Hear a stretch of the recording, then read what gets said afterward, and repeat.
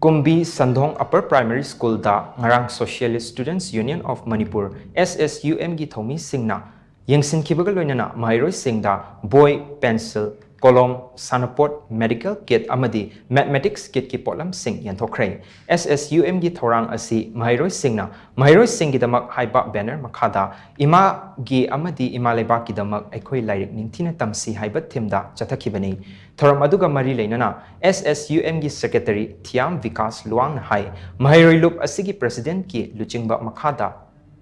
KUMBI SANDHONG Upper Primary School asida yengsin khongchat ama lakpani lengak ki school ama oirabasu Maheiroi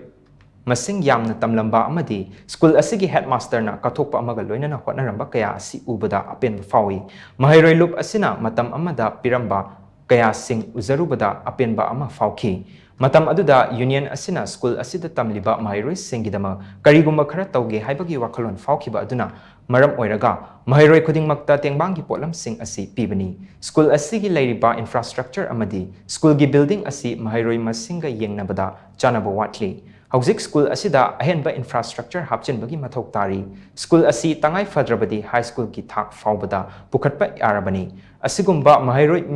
masing yamna tamba lengaki school masing thibada SANDHONG Upper Primary School asisu mangzil thaba ama oigani haina mahakna makha takhi